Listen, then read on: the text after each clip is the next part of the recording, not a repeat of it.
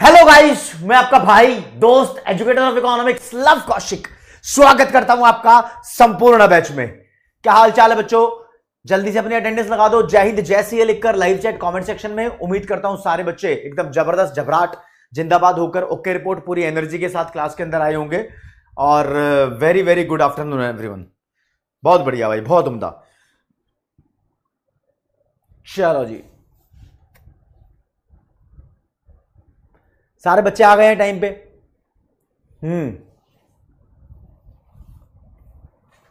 आ जाओ भाई, आ जाओ भाई, आ जाओ, जल्दी आ जाओ, जल्दी आ जाओ मेरे दोस्त।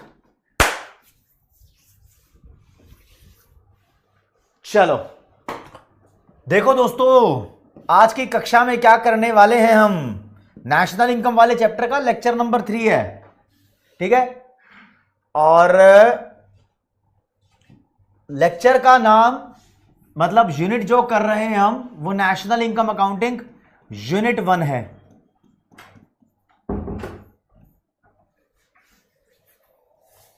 ठीक है। आज मैं अनुराग सर की तरह पढ़ाऊंगा आपको। चलो रहने दो, मैथ्स ज्यादा हो जाएगी।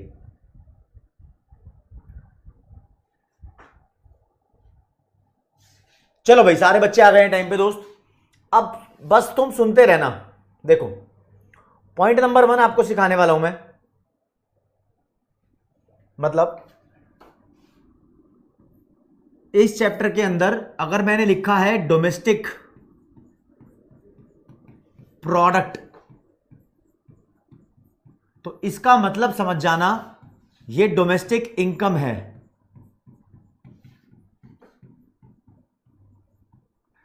प्रोडक्ट को इनकम बोल देते हैं। जितना प्रोडक्ट आप प्रोड्यूस करते हो उतनी ही इनकम आप अर्न करते हो।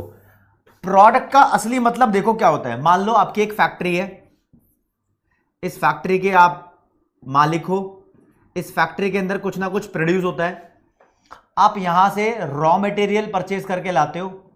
इस फैक्ट्री के अंदर 10 रुपए का रॉ मटेरियल परचेज किया और कोई प्रोडक्ट बनाया आपने, उसको मार्केट में आप 15 रुपए का सेल करने की कोशिश कर रहे हो, राइट। तो आपने इस 10 रुपए के रॉ मटेरियल में कितना वैल्यू ऐड किया? 5। दिस 5 इज योर प्रोडक्ट, और प्रोडक्ट ही इनकम है।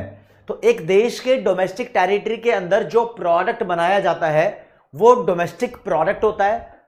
आप उसको डोमेस्टिक इनकम बोल सकते हो। और पॉपुलरली डोमेस्टिक इनकम को शॉर्ट में ऐसे लिखा जाता है, net domestic product at factor cost. हम हमारी डोमेस्टिक इनकम को basically factor cost per calculate करते हैं और नेट वैल्यू कैलकुलेट करते हैं इसकी, ठीक है। ओके रिपोर्ट है। अब यहीं से तुम्हें पता लग जाना चाहिए, जो नेशनल इनकम होती है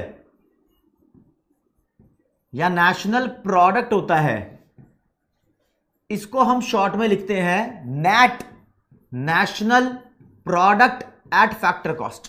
यह तुम्हें पता होना चाहिए। बहुत बेसिक सी बात मैंने बताई है आप लोगों को। अब देखेंगे मेरे दोस्त, लास्ट क्लास में कुछ आपको क्वेश्चंस कराए थे, उसके बेसिस पे आपसे कुछ एमसीक्यूज करवा लूं। 3 आइटम मैंने बताए थे लास्ट क्लास में। एक डेप्रिसिएशन का रोल कहां होता है, एक नेट इनडायरेक्ट टैक्स का रोल कहां होता है, एक एनएफआईए का रोल कहां होता है। 3 आइटम यूज करने सिखाए थे। ये 3 गोल्डन आइटम्स हैं। ये सीख जाओगे तो नेशनल इनकम आसान हो जाता है, ठीक है जी। मैं बोलता हूं ग्रोस तक पहुंचने के लिए नेट में डेप्रिसिएशन ऐड करना पड़ता है। ये बहुत शॉर्ट फॉर्म्स लिख रहा हूं, ठीक है। और मार्केट प्राइस तक पहुंचने के लिए फैक्टर कॉस्ट में एनआईटी ऐड करना पड़ता है।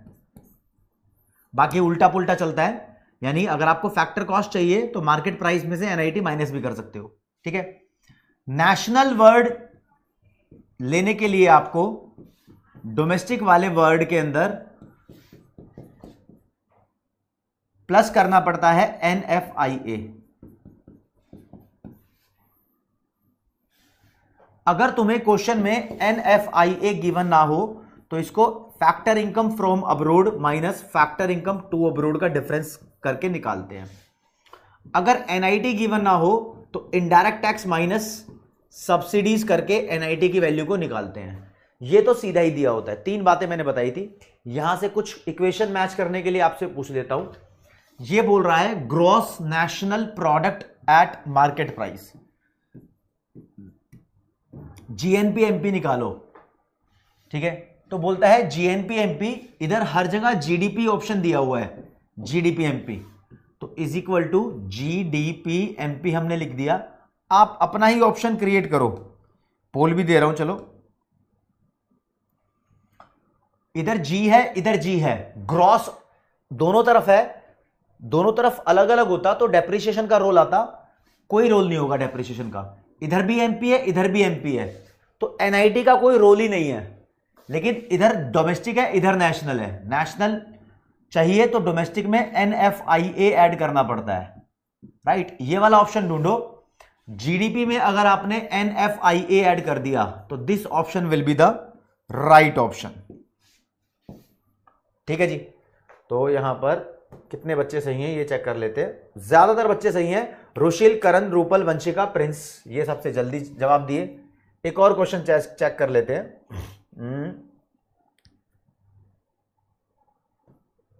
लो जी, इसके लिए भी टाइम दे देता हूं। कहता है the basis of distinction between market price and factor cost.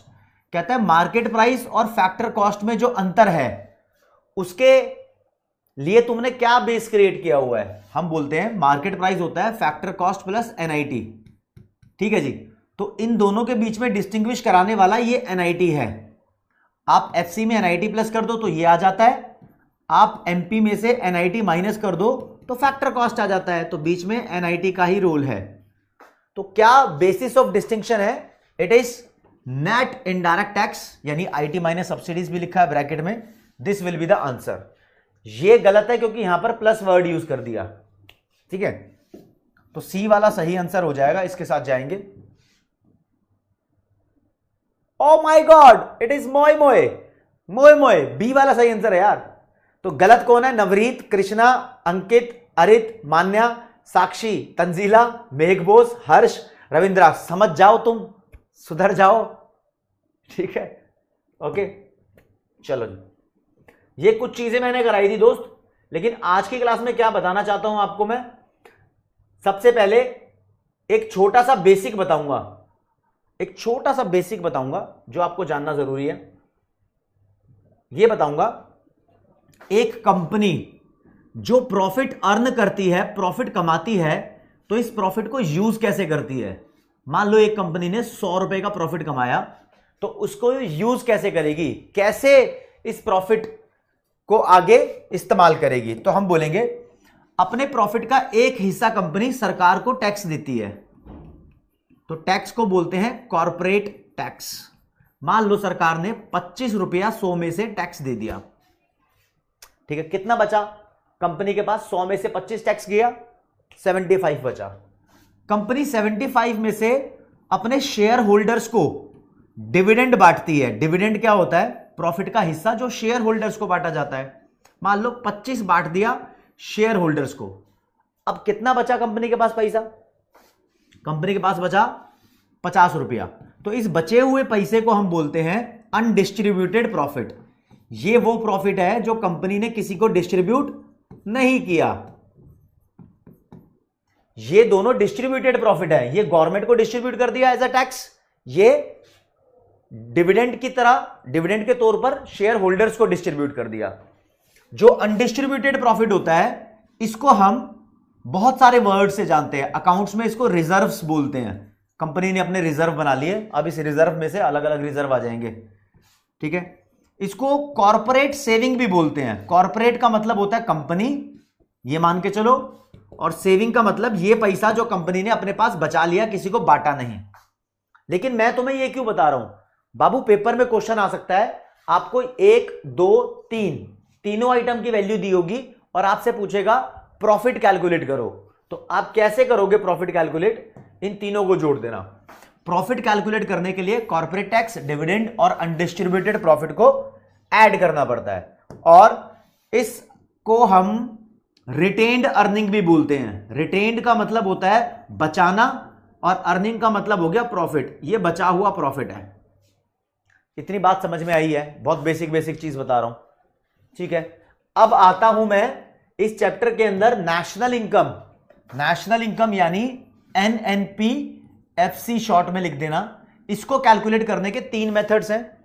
एक इनकम मेथड है, इसको फैक्टर इनकम मेथड भी बोलते हैं। दूसरा एक्सपेंडिचर मेथड है, इसे इनकम डिस्पोजेबल अप्रोच भी बोलते हैं। तीसरा वैल्यू एडेड मेथड है, इसे प्रोडक्ट मेथड भी बोलते हैं, आउटपुट मेथड भी बोलते हैं, इन्वेंट्री मेथड भी बोलते हैं। बहुत सारे नाम है इसके, कितने सारे नाम हैं। तो दोस्त मैं आपको आज की क्लास के अंदर इनकम मेथड बताऊंगा। इनकम मेथड में हम लोग अपने देश की नेशनल इनकम कैसे कैलकुलेट करेंगे। सबसे पहले आप स्टेप बाय स्टेप चलना। सबसे पहले हम यह देखेंगे कि हमारे देश के अंदर कितनी अर्निंग हुई है, हमारे देश के अंदर कितना पैसा कमाया गया है।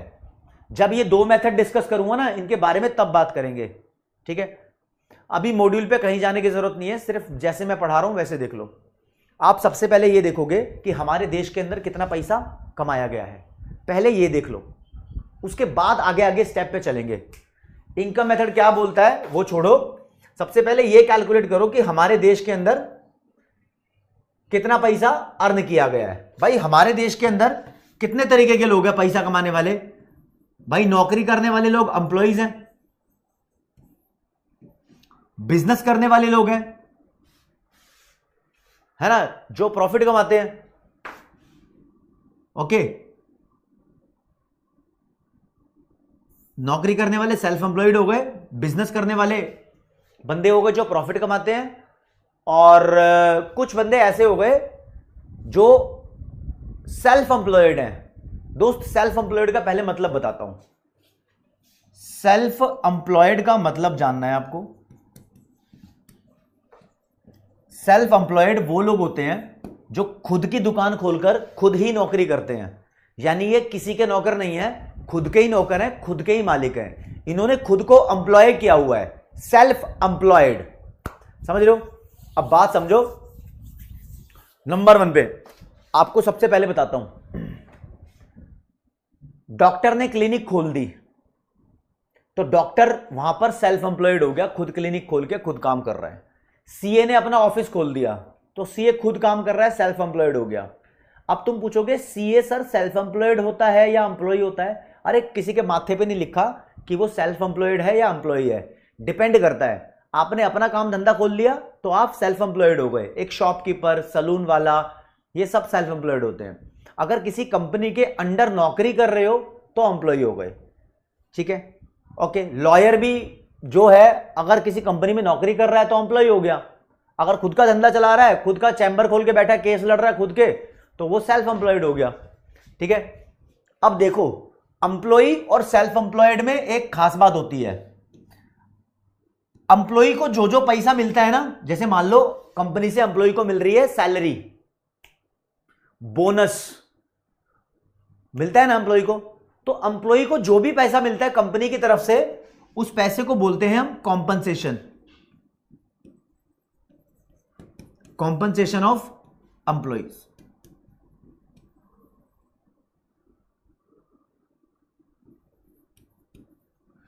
ठीक है। और एक सेल्फ एम्प्लॉयड बंदा जो पैसा कमाता है, इसको प्रॉफिट नहीं बोलते, इसे बोलते हैं मिक्स्ड इनकम।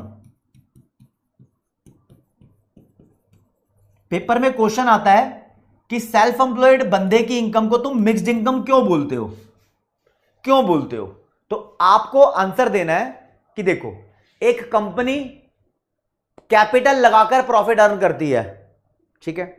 एक एम्प्लॉय अपनी लेबर लगाकर, अपनी मेहनत लगाकर सैलरी अर्न करता है। यहां पर कंफ्यूजन है क्योंकि खुद ही बंदे ने पैसा लगाया हुआ है कैपिटल, और खुद ही वो लेबर की तरह काम कर रहा है। तो मान लो इसने 100 रुपए कमाए, तो ये अलग अलग करके बता नहीं सकता कि कितना पैसा उसके कैपिटल की वजह से अर्निंग हुई है और कितना उसकी लेबर की वजह से अर्न हुआ है। इसलिए सेल्फ एम्प्लॉयड की इनकम को मिक्स्ड इनकम बोला जाता है।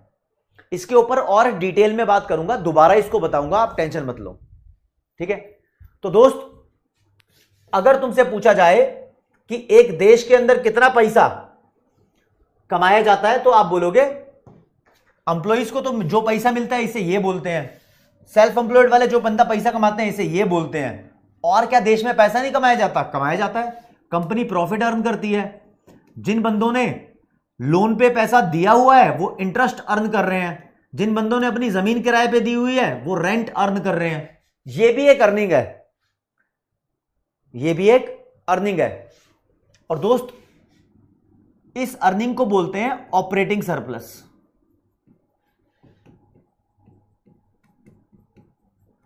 तो मेरा यह कहना है कि आप इसके अलावा मुझे पैसा बताओ जो देश में कमाया जाता है। इसके अलावा देश के अंदर पैसा नहीं कमाया जाता, नहीं कमाया जाता। माधव क्लियर करता हूं, नहीं कमाया जाता। जो लोग इलीगल धंधों की बात नहीं कर रहा, लीगल तरीके से या तो बंदा नौकरी करके पैसा कमाएगा, या अपना छोटा मोटा धंधा करके पैसा कमाएगा, या वो जमीन को रेंट पे देगा, या लोन देकर इंटरेस्ट, या कंपनी वाले बंदे प्रॉफिट कमाएंगे, कंपनी प्रॉफिट कमाएगी, राइट। यही पैसा कमाया जाता है। एक देश में इन सारे पैसों को टोटल कर दो तो हमें मिल जाएगी उस देश की डोमेस्टिक इनकम। तो डोमेस्टिक इनकम क्या होती है? डोमेस्टिक इनकम वो इनकम होती है जो एक देश के अंदर अर्न की जाती है। अब मान लो आपने डोमेस्टिक इनकम निकाल दी तीन चीजों को ऐड करके, compensation of employees, operating surplus और मिक्स्ड इनकम। मिक्स्ड इनकम को MI लिख दिया। किसकी है ये? सेल्फ एम्प्लॉयड की। Mixed income of self employed. अभी मैं ओवरव्यू दे रहा हूं, धीरे धीरे करके फुल फॉर्म भी बताता रहूंगा। इन सबको ऐड करके डोमेस्टिक इनकम निकाल दी।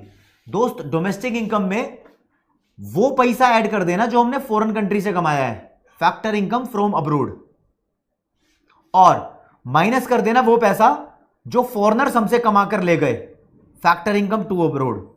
तो जो भी हमारे पास वैल्यू आएगी उसको बोलते हैं नेशनल इनकम। समझे? और इन दोनों के डिफरेंस को बोलते हैं NFIA।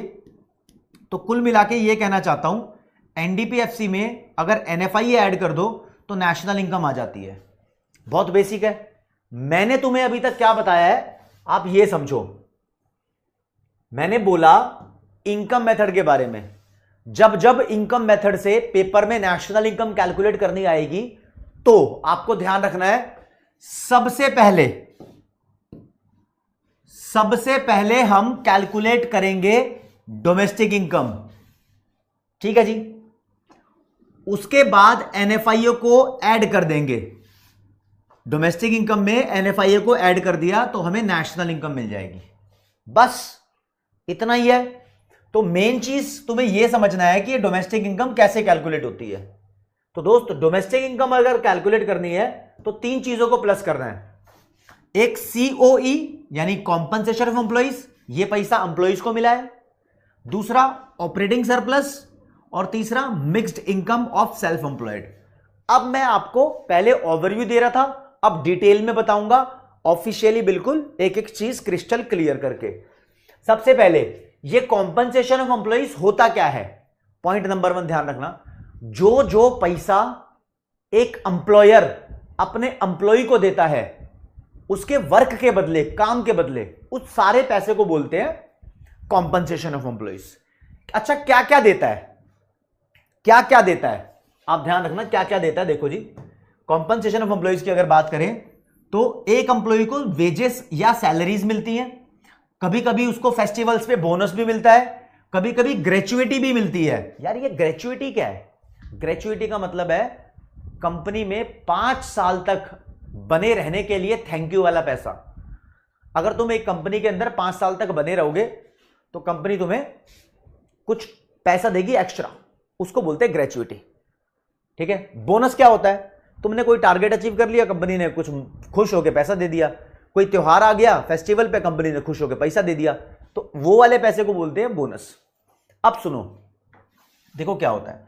मान लो किसी बंदे की सैलरी ये है 1 लाख रुपया है, तो कंपनी क्या बोलती है कि भैया हम तुम्हें 1 लाख रुपए हर महीने देंगे।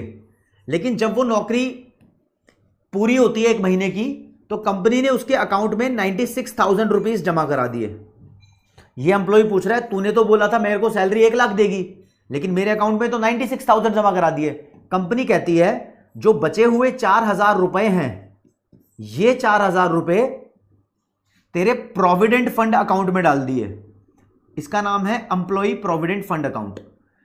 अब एम्प्लॉय पूछने लगा ये क्या है, मतलब मेरे पैसे तूने मुझसे भी ना पूछे यहां क्यों डाल दिए। दोस्त गवर्नमेंट का लॉ है, फॉर्मल सेक्टर सबके लिए लागू नहीं होता, ये फॉर्मल सेक्टर के लिए लागू होता है। सम्यक पूछ रहा है ग्रेचुइटी हर कंपनी देती है, नहीं सारी कंपनियां नहीं देती।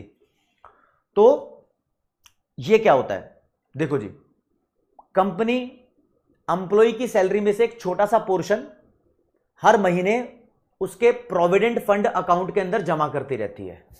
फिर इससे क्या होता है, कुछ नहीं होता, एम्प्लॉय की सेफ्टी के लिए वो पैसा होता है। गवर्नमेंट ने कानून बना रखा है। कानून क्यों बनाया, पहले रूल समझो। देखो ये भी देखने को मिला कि जब लोग बड़े हो जाते हैं, बुजुर्ग हो जाते हैं, तो काफी सारे बच्चे उनको वृद्ध आश्रम में छोड़कर आ जाते हैं, या फिर उनके बच्चे नहीं है तो उनके पास पैसा नहीं बचता ओल्डर एज के अंदर। तो सरकार कहती है जब तुम नौकरी कर रहे हो तो नौकरी करते करते अपना थोड़ा थोड़ा पैसा जोड़ना शुरू करो, आप इसको बाद में निकाल लेना। बाद में कब, वैसे तो कभी भी निकाल सकते हो, लेकिन गवर्नमेंट ने एक सेफ्टी तो बनाई। तो गवर्नमेंट कहती है पूरे देश की सोशल सिक्योरिटी है ये।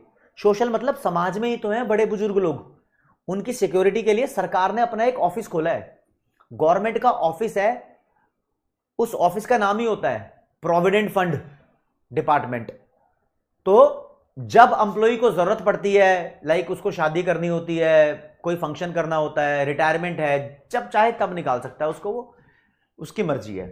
तो ये पैसा मान लो एक एम्प्लॉय हर महीने 4-4 हज़ार जोड़ रहा है, ठीक है, 4-4 हज़ार जोड़ रहा है, तो एक साल में कितना हो गया, 12 × 4 48,000। 10 साल में 4,80,000 हो गया, 20 साल में डबल हो गया, है ना। और इस पैसे पे सरकार इंटरेस्ट भी प्रोवाइड करती है, ठीक है। एक तरीके से इसको रिटायरमेंट मनी मान के चल सकते हो कि बंदा अपना रिटायरमेंट के तौर पर इसको जमा रखता है, ठीक है। ये पैसा किसने दिया, ये पैसा एम्प्लॉयर ने दिया। तो जो आपको मान लो वेजेस एंड सैलरी मिली है वो कितनी है, 96,000। जो कंपनी आपके अकाउंट में 4,000 डाल रही है इसे बोलते हैं employer contribution to social security scheme, 4,000। तो कितना हो गया, 1,00,000 की सैलरी हो गई। अगर कंपनी का मन करेगा तो सैलरी से एक्स्ट्रा कभी कभी दे देती है 2,000 रुपए बोनस के। 5 साल कंप्लीट कर लिए तो कंपनी ने मान लो आपको 15,000 एक्स्ट्रा दे दिए। तो जब भी आपको ये पैसे मिलेंगे आप बोलोगे ये हमारी कॉम्पनसेशन है, राइट। इस टॉपिक को 12th क्लास में कुछ अलग तरीके से पढ़ाया जाता है, सीए फाउंडेशन में इसी तरीके से पढ़ना है, ओके। ठीक है, प्रियांशु गर्ग ने कैलकुलेशन भी कर ली, 20 साल की एन्युटी लग रही है यहां पर, ठीक है, कोई बात नहीं, इसमें इंटरेस्ट रेट का भी चक्कर है, वैसे पैसा बहुत ज्यादा ही हो जाएगा, ओके। रिपोर्ट है। तो मैंने बोला कि जब आप डोमेस्टिक इनकम निकालोगे तो सबसे पहले सीओई देखोगे। क्वेश्चन के अंदर आपको सीओई सीधा लिखा है तो ठीक है, सीधा नहीं लिखा तो मेरे दोस्त आप क्या करोगे, आप कॉम्पनसेशन ऑफ एम्प्लॉइज को कैलकुलेट करने के लिए इसके जितने भी एग्जांपल दिए होंगे उन सब के अमाउंट को ऐड कर दोगे, ठीक है, ओके। रिपोर्ट है। चलो जी आगे आ जाओ। दूसरा, ऑपरेटिंग सरप्लस क्या होता है। अब देखो दोस्त, ऑपरेटिंग सरप्लस एक्चुअली उस इनकम को बोलते हैं जो आपने अपनी प्रॉपर्टी से अर्न की है और अपनी एंटरप्राइज से अर्न की है। ऑपरेटिंग सरप्लस वो पैसा होता है जो हम अपनी प्रॉपर्टी और एंटरप्राइज से अर्न करते हैं। एंटरप्राइज से अर्न किया गया पैसा प्रॉफिट, अपनी प्रॉपर्टी को रेंट पे दे दूंगा तो रेंट अर्न करूंगा, मेरा कैश भी मेरी प्रॉपर्टी है वो उधार पे दे दूंगा तो इंटरेस्ट अर्न करूंगा। एक और होती है, हाँ हरियाणा सरकार समझ गया भाई, ठीक है, एक और होती है, ठीक है, उसे बोलते हैं रॉयल्टी, लेकिन आईसीआई के मॉड्यूल में वो गिवन नहीं है, लेकिन मैं फिर भी समझाऊंगा, पेपर के अंदर आ सकती है, ठीक है। तो बात करते हैं इस वाली इनकम की, ऑपरेटिंग सरप्लस की। तो आ जाओ जी, ये लो जी, ऑपरेटिंग सरप्लस का दूसरा नाम है income from property and entrepreneurship, ठीक है। इसको कैलकुलेट करते हैं, ये लो जी, ऑपरेटिंग सरप्लस को कैलकुलेट किया जाता है रेंट, इंटरेस्ट, प्रॉफिट और रॉयल्टी को ऐड करके। कैसे? शॉर्ट में rent, interest, profit, RIP, R²IP कर दो, 2 बार R आ रहा है, ऐसे कर दो। अब ये रॉयल्टी क्या होती है? देखो, तुम किसी के ऊपर एहसान कर दो, वो उस एहसान का बदला जिंदगी भर चुकाता रहे, तो तुम्हें कुछ पैसे दे रहा है, उस पैसे को बोलते हैं रॉयल्टी। मान लो जैसे मैं एग्जांपल हमेशा देता हूं, 3 इडियट मूवी आई थी आमिर खान की, वो मूवी की पूरी स्टोरी चेतन भगत के एक नॉवेल से चुराई गई थी, ऐसा चेतन भगत ने क्लेम किया। तो चेतन भगत कहते हैं मेरे को 3 इडियट की मूवी की जो अर्निंग है वो मिलनी चाहिए पूरी जिंदगी। 3 इडियट मूवी जब जब टीवी पर आएगी कुछ पैसा कमाएगी, तो उसकी अर्निंग का छोटा सा हिस्सा चेतन भगत को मिलता है। चेतन भगत बोलते हैं कि मुझे ये रॉयल्टी मिल रही है। This is example, right? Okay, okay, report है, समझ आई बात? तो पेपर के अंदर अगर तुम्हें ऑपरेटिंग सरप्लस गिवन हो तो ठीक है, अगर ये गिवन नहीं होगा तो इन चारों को देखो, मान लो ये 10 10 10 10 गिवन है, तो इन चारों को प्लस करके निकाल दो, ऑपरेटिंग सरप्लस 40 हो गया। लेकिन मेरे दोस्त, अगर आपको ये 10 गिवन है, ये भी 10 गिवन है, ये गिवन नहीं है, तो जो गिवन नहीं है उसको 0 मान लो। 10 + 10 कितना हो गया? 20 आ जाएगा ऑपरेटिंग सरप्लस। जो गिवन नहीं है उसको 0 मानते हुए चलो, ठीक है? जो गिवन नहीं है उसको 0 मानते हुए चलो। फॉर एग्जांपल, मान लो आपको ये 10 गिवन है, ये भी गिवन नहीं है, ये भी गिवन नहीं है, ये भी गिवन नहीं है, तो ऑपरेटिंग सरप्लस को भी आप 10 मान लो, ठीक है? चलो जी, अब देखिए, अब मान लो आपको ये गिवन है 40, ऑपरेटिंग सरप्लस गिवन है 40, ये 5 6 7 9 ऐसे गिवन है। तो भाई ये कितने भी गिवन हो इससे कोई फर्क नहीं पड़ता, तुम्हें जब ऑपरेटिंग सरप्लस चाहिए तो यही ले लो, ये ऐसी कम तैसी कराने गए, इनका कोई रोल नहीं है। आप इन सबको तब देखते हो जब ये आपको गिवन ना हो, ध्यान रखना, ऑपरेटिंग सरप्लस चाहिए भैया, ठीक है? तो ये सब बेकार हो गए, आपको यही लेना है। एक और लास्ट, मान लो आपको ये 10 गिवन है, ये भी 10 गिवन है, ये भी 10 गिवन है, तो ऑपरेटिंग सरप्लस कितना होगा? कमेंट सेक्शन में बताओ, जल्दी बताओ। देव शर्मा मॉड्यूल का पेज नंबर छोड़ दो, आप सिर्फ जो मैं पढ़ा रहा हूं उसको पढ़ो।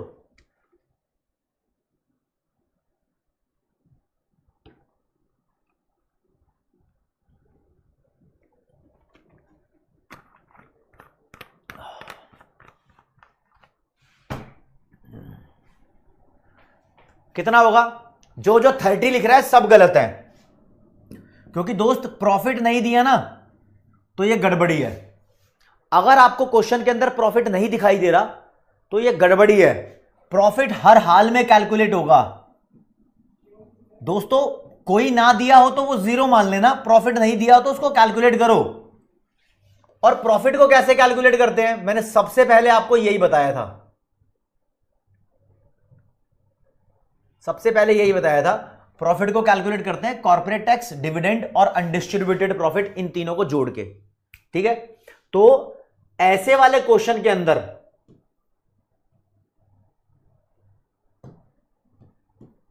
कहां गया ये वाला, ऐसे वाले क्वेश्चन के अंदर आपको दिए होंगे कॉर्पोरेट टैक्स दिया होगा भाई, यहां पर आपको डिविडेंड भी दिया होगा, अनडिस्ट्रीब्यूटेड प्रॉफिट या रिटेन्ड अर्निंग लिख के ऐसा कुछ लिखा होगा। इन सबको प्लस करो, फिर जो प्रॉफिट की वैल्यू आएगी वो वाली प्रॉफिट की वैल्यू जोड़ो, इन सबको प्लस करके फिर आएगा ऑपरेटिंग सरप्लस। इस बात को समझ लेना, प्रॉफिट नहीं गिवन तो कुछ गड़बड़ है दया। ओके, चलो जी, मैंने बोला कि डोमेस्टिक इनकम 3 आइटम्स को प्लस करके आ जाएगी। हमारे देश की डोमेस्टिक इनकम 1, 2 और 3 आइटम्स को प्लस करके आ जाएगी। तो अगर पेपर में कॉम्पनसेशन ऑफ एम्प्लॉइज का हमने चक्कर देख लिया, इसका चक्कर देख लिया, अब ये बचा हुआ है माइस। मिक्स्ड इनकम को समझते हैं दोस्त। मिक्स्ड इनकम गिवन है, इफ गिवन ओके, इसकी वैल्यू को ले लो। If not given take it zero. अगर ये गिवन है तो ठीक है, नहीं गिवन तो जीरो मान लेना। लेकिन पेपर में यहां से एक थ्योरी का क्वेश्चन आता है, कहता है मिक्स्ड इनकम को तुम मिक्स्ड क्यों बोलते हो? तो हम मिक्स्ड इनकम को मिक्स्ड इसलिए बोलते हैं क्योंकि यहां पर कुछ पैसा मेहनत एम्प्लॉय की तरह अर्न किया है। भाई साहब, अगर एक डॉक्टर ने अपनी क्लिनिक खोली है तो कुछ पैसा डॉक्टर ने एम्प्लॉय की तरह काम करके अर्न किया होगा। कैसे? डॉक्टर ने वहां की मैनेजमेंट देखी होगी, टाइम पे आना, टाइम पे जाना, कौन सी चीज कहां पर रखी है, जो एक एम्प्लॉय का काम होता है। फिर उसने जो पैसा लगा रखा है क्लिनिक के अंदर, कैपिटल इनकम, वो उसकी है, एक ऑनर की तरह, ठीक है, वो इनकम है इसकी। तो जब डॉक्टर ने टोटल मान लो 1,00,000 रुपया अर्न किया, तो डॉक्टर बता नहीं सकता कि कितना लेबर इनकम है उसका, कितना कैपिटल इनकम है। तो मिक्स्ड इनकम को मिक्स्ड इसलिए बोलते हैं क्योंकि यहां पर हम डिस्टिंग्विश नहीं कर सकते, डिफरेंशिएट नहीं कर सकते between labour income and capital income. इस कॉन्सेप्ट के ऊपर एक एमसीक्यू भी है। श्वेताक्षी गुस्सा नहीं हो, आज थोड़ी तबीयत खराब है यार, ठीक है, थोड़ा तबीयत खराब है। लॉस हो गया तो लॉस गया, ठीक है। जयेश त्रिपाठी ने प्रॉफिट के लिए पूछा है, लॉस हो गया तो लॉस लिखा मिलेगा आपको माइनस में, ठीक है जी। तो अब मैं आपसे कहता हूं, एक क्वेश्चन पेपर के लिए क्वेश्चन आया, मान लो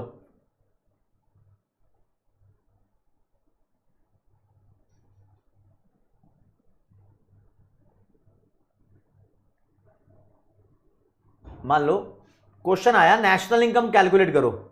तो आपका पहला स्टेप होगा, आप रफ के अंदर डोमेस्टिक इनकम कैलकुलेट करोगे। डोमेस्टिक इनकम कैलकुलेट करते हैं, सबसे पहले कॉम्पनसेशन ऑफ एम्प्लॉइज दिया है तो ठीक है, क्वेश्चन में, पेपर में क्वेश्चन आएगा नेशनल इनकम कैलकुलेट करो। तो सबसे पहले आप डोमेस्टिक इनकम कैलकुलेट करोगे। दिया है तो ठीक है, नहीं दिया मतलब सीओई दिया है तो ठीक है, नहीं दिया तो इसका एग्जांपल देखो, आपको एम्प्लॉयर कंट्रीब्यूशन गिवन होगा। एम्प्लॉयर कंट्रीब्यूशन देखना, एम्प्लॉय वाला कंट्रीब्यूशन मत देखना, ठीक है।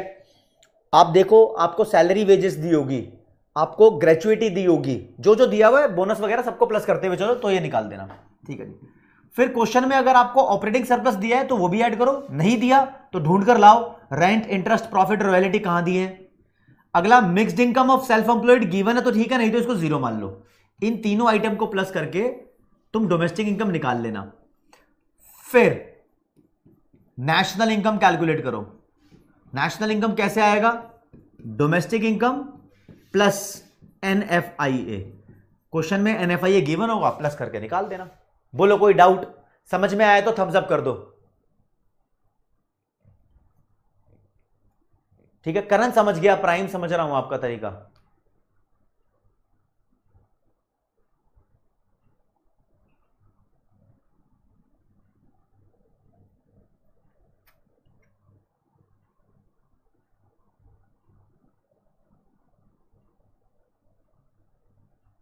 समझ आ गया?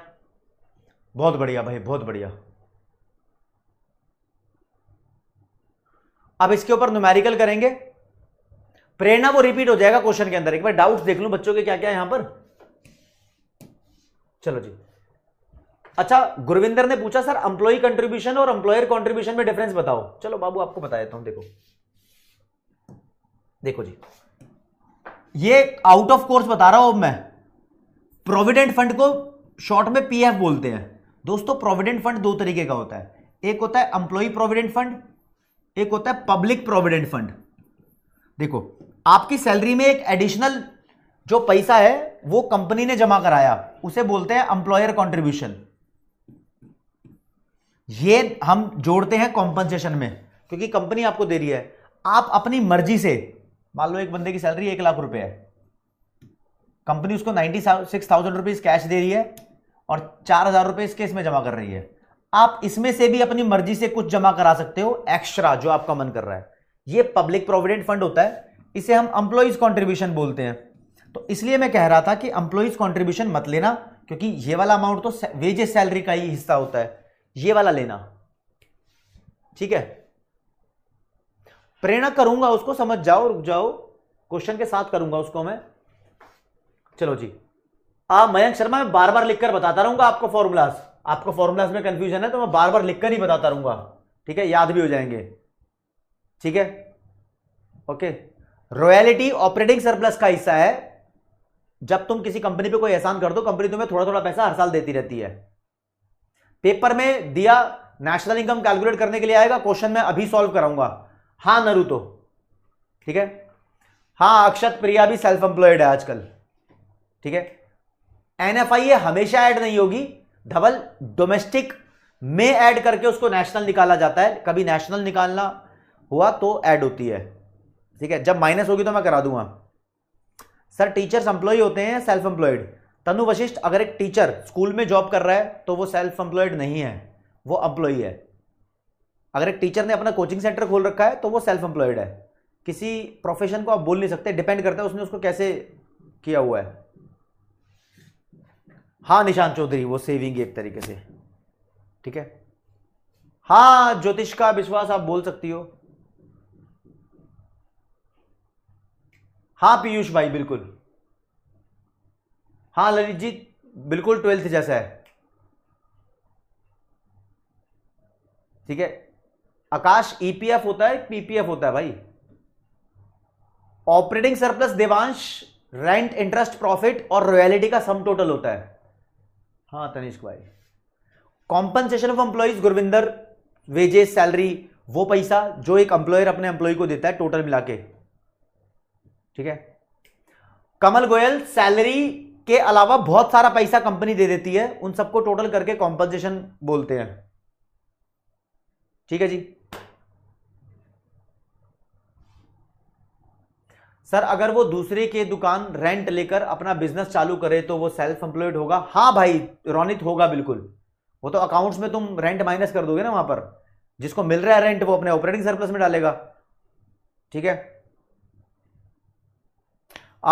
अंतरिक्ष गुप्ता, ये जीडीपीएमपी और जीवीएमपी हाँ बिल्कुल सेम है, लेकिन मैं ये पहुंचा ही नहीं अभी तक इस कॉन्सेप्ट पे, ठीक है।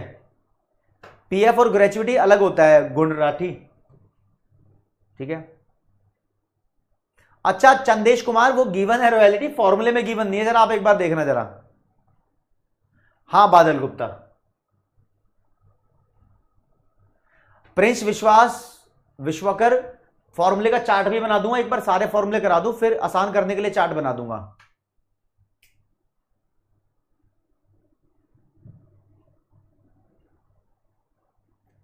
देवा कह रहा है सर आज मैं गया सीटी स्कैन कराने, नोज के कर लिया है ईयर, जबकि नोज वाली जांच की थी और कान वाली में डॉक्टर को दिखाया, डॉक्टर दोबारा भेजा, बोला मेरी गलती थी, आ जाएं दोबारा कर लीजिए, बात मान लेता हूं। फिर कराया 500 ले लिए सब दोबारा। सर कुछ भी हो हम लोगों को क्या भरना पड़ता है, गलती किसकी, पैसा कोई और दे रहा है, ये दुख सर क्यों ख़त्म नहीं होता? ये दुख खत्म हो जाएगा देवा अगर तुम जागरूक होते। डॉक्टर ने गलती करी है, डॉक्टर से तुम बोल देते भाई तेरी गलती है, बोल देते भाई तुमने गलत क्यों करवाया। हरियाणा सरकार पूछ रहे सर ऐसा नहीं हो सकता क्या प्रॉफिट भी दिया हो, डिविडेंड भी, टैक्स भी सब दिया हो? हाँ हो सकता है, अगर सब दिया होगा तो आपको प्रॉफिट से ही काम होगा, प्रॉफिट ही लेना, तेल लेने का डिविडेंड वगैरह। जियोन पूछ रही है कॉर्पोरेट टैक्स ही ऐड क्यों होता है? क्योंकि प्रॉफिट के टुकड़े 3 हैं, तीनों टुकड़ों को जोड़ दोगे तो ही तो प्रॉफिट वापस आएगा, ठीक है। बाकी मैं तुम्हें P&L बना के प्रॉफिट निकालना थोड़ी सिखा रहा हूं यहां पर। हाँ आर्यन वर्मा भाई, ठीक है जी आगे बढ़ते हैं, ठीक है जी। क्वेश्चन सॉल्व करते हैं। एक क्वेश्चन है पहले तो बहुत आसान है, इसमें बोलता है नीचे ये आइटम दिए हुए हैं, तुम्हें बहुत सारे आइटम्स यहां लिखे हुए हैं, इनकी वैल्यूज यहां लिखी हुई है, और आपको बोलता है gross domestic product at market price calculate करो, यानी बोल रहा है कि जीडीपीएमपी कैलकुलेट करो भाई, ठीक है जी कर दो जीडीपीएमपी कैलकुलेट। क्वेश्चन के अंदर एक छोटा सा आइटम दिया हुआ है, ये लिखा है जीडीपीएफसी, तो आपको जो कैलकुलेट करना है उसको लेफ्ट हैंड साइड पे लिखो, जीडीपीएमपी यही कैलकुलेट करना है, इक्वल टू इसके जैसा जो भी आइटम गिवन है इसे जीडीपीएफसी बोलते हैं, इसको राइट हैंड साइड पे लिखो, ठीक है जी। अब इक्वेशन मैच करो, जी और जी सेम है, डेप्रिसिएशन का कोई रोल नहीं है, डी और डी सेम है, एनएफआईए का कोई रोल नहीं है, इसके लिए डेप्रिसिएशन होता है, इसके लिए एनएफआई होता है, ये एमपी है ये एफसी है, एफसी छोटा है तो इसमें एनआईटी ऐड कर देंगे बस, अब इक्वेशन में देखो जीडीपीएफसी की वैल्यू 6100 प्लस एनआईटी की वैल्यू देख लो भाई, सबको पढ़ेंगे एक एक करके। ये लिखा नेट इनडायरेक्ट टैक्सेस 300, ऐसे प्लस कर दोगे तो 6400 आपका आंसर आ जाएगा रुपीस करोड़ के अंदर। ये पेपर में ऐसा ही क्वेश्चन आएगा, हो जाएगा ना? ओके, ये इसका सॉल्यूशन भी लिखा हुआ है, कैसे इसको क्या क्या करके आया है मॉड्यूल के हिसाब से। एक क्वेश्चन और आपसे पूछ लेता हूं भाई,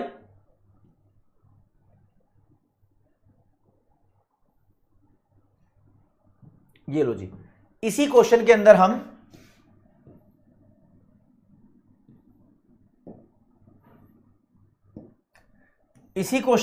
नेशनल इनकम निकाल लेते हैं।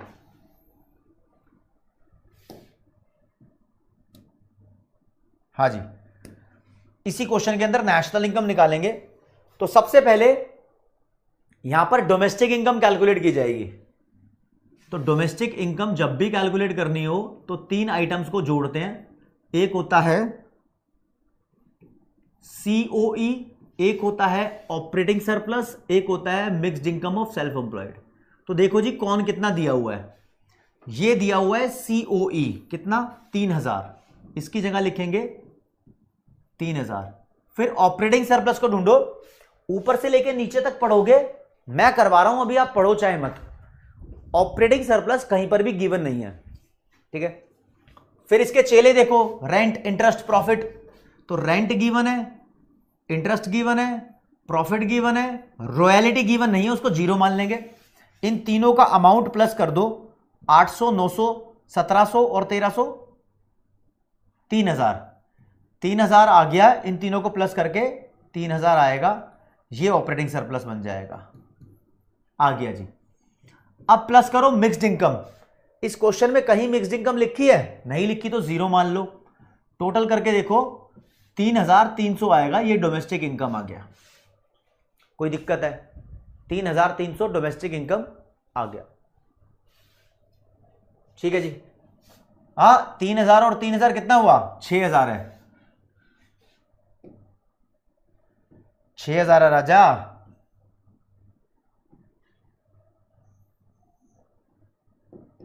क्या कर रहा हूं मैं?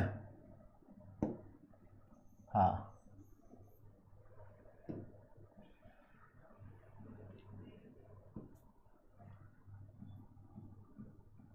$6000 आ गया, राइट। अब अगर पेपर में नेशनल इनकम निकालना आ गया, क्या निकालना आया? National income. तो ये कैसे निकलता है? डोमेस्टिक इनकम प्लस NFIA, इन दोनों को प्लस कर दो। चलो जी, डोमेस्टिक इनकम में NFIA प्लस करता हूं, तो डोमेस्टिक इनकम कितनी है? 6000। NFIA कितना है? NFIA दिया ही नहीं, दिया है तो factor income from abroad, FIFA। तो देखो भैया, एक अच्छी प्रैक्टिस हो जाएगी। NFIA का फॉर्मूला होता है factor income to abroad minus factor income from abroad. Factor income to abroad given नहीं है, इसको जीरो मान लो। फैक्टर इनकम टू अब्रोड कितना गिवन है? It is 80। तो कितना हो गया? -80। जीरो में से 80 गया तो -80। तो जो ये मेरा -80 है, इसको मैं यहां लिख देता हूं। कितना आंसर आ गया? 5920। इस तरीके से आपको कैलकुलेट करना है। थोड़ा समझ में आया होगा? समझ में आ रहा है तो थम्स अप कर दो।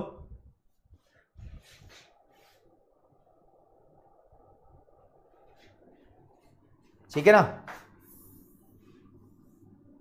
ये क्या होता है? Factor income from abroad minus factor income to abroad. Factor income from abroad 0 है, फैक्टर इनकम टू अब्रोड 80 है, तो माइनस करके हमारा -80 ही आया, टेंशन मत लो। ओके रिपोर्ट है ना? ठीक है ना?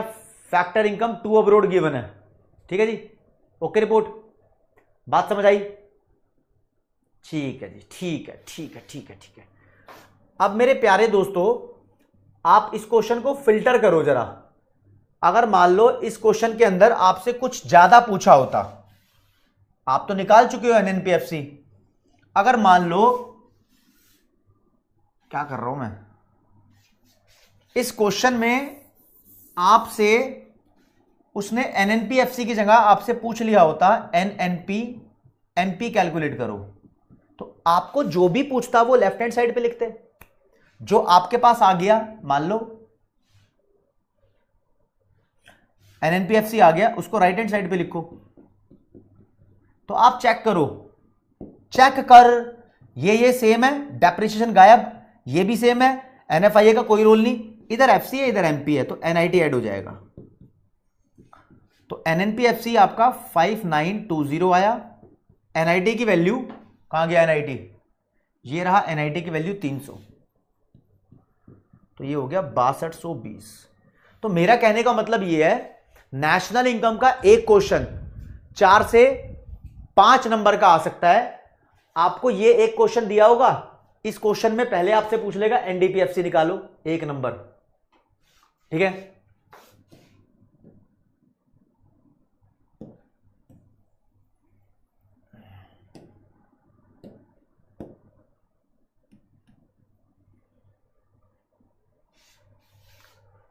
एक नंबर, फिर पूछ लेगा एनएनपीएफसी निकालो 1 नंबर का और एमसीक्यू, फिर पूछ लेगा एनएनपीएमपी निकालो 1 नंबर का और एमसीक्यू। इतनी सारी चीजें आपसे पूछ सकता है, और जितने भी क्वेश्चन बनेंगे तो उतने क्वेश्चन आपसे पूछ सकता है। स्वीटीदास चाणक्य 2.0 से कर लो उसको, ठीक है जी, ठीक है। अब इसमें अगर कोई बच्चा कोई डाउट पूछना चाहता है तो मैं देख लेता हूं। सर जीडीपी एट एफसी में डेप्रिसिएशन माइनस करेंगे तो एनडीपीएफसी आएगा, एनएफआईए प्लस करेंगे तो एनएनपीएफसी आएगा। ये भी कर सकते हो प्रथम, जैसे तुम्हारा मन करे वैसे कर लो। हाँ उपलक्ष्य त्रिपाठी मैं समझ गया, फॉर्मूलाज की लिस्ट बना दूंगा ओमकार। हाँ तनिष्क बिल्कुल सही तो कर दिया उसको, ठीक है। जीडीपी दिया है तो आप जीडीपी से भी कैलकुलेट कर सकते हो, जहां से आपका बनेगा आप वहीं से कैलकुलेट कर लेना। सर हम लोग क्या एनएनपीएमपी कैलकुलेट करना हो तो फिर एनएफआईए को माइनस कर देंगे? नहीं, जब भी एनएनपीएमपी कैलकुलेट करना पड़ता है तो देखो एनएनपी नेशनल है बीच में, एनएफआईए कभी माइनस नहीं होता यहां पर नेशनल में। हाँ डायरेक्ट जसप्रीत को और कन्वर्ट कर सकते हो, बिल्कुल वो कन्वर्जन भी ठीक है, ठीक है। जैसे तुम्हारा मन करे वैसे कर लो, कोई दिक्कत नहीं है, ठीक है जी। एक क्वेश्चन और देखते हैं भैया। मान लो ये क्वेश्चन है, बोल रहा है कैलकुलेट करो नेशनल इनकम, ठीक है। अब इतने सारे आइटम लिखे हुए हैं, कुछ तुम्हारे काम के होंगे कुछ काम के नहीं होंगे, ठीक है। ओके लवप्रीत कौर वो आता रहेगा धीरे धीरे, यहां पर भी आएगा। देखो नेशनल इनकम के लिए सबसे पहले अपन डोमेस्टिक इनकम कैलकुलेट करेंगे। डोमेस्टिक इनकम 3 चीजों का टोटल होता है, compensation of employees, operating surplus और मिक्स्ड इनकम। मेरे साथ चलते रहो, बस यही चीजें करो। तो इन 3 आइटम को ढूंढो, तो मेरे को दिखेगा कॉम्पनसेशन ऑफ एम्प्लॉइज सीओई ये रहा, फिर क्या देखूंगा ऑपरेटिंग सरप्लस ये रहा ऑपरेटिंग सरप्लस, ऑपरेटिंग सरप्लस। अब देखो रेंट भी गिवन है, इंटरेस्ट भी गिवन है, हम उसको देखेंगे नहीं, है भाग यहां से। प्रॉफिट भी गिवन है, इसको भी नहीं देखेंगे, जब ये जो चाहिए वो गिवन है ना हमें, बस ठीक है। और भाई तीसरे नंबर पे मिक्स्ड इनकम, कहीं लिखा है मिक्स्ड इनकम? ये रहा mixed income, mixed income of self employed. तीनों आइटम गिवन है, चुपचाप ऐड करो, इसको ऐड करो 1200, ठीक है जी। ऑपरेटिंग सरप्लस बनेगा 1820, आप टोटल करके बताओ भाई। और mixed income of self employed कहां गया? ये रहा, ये बनेगा 700।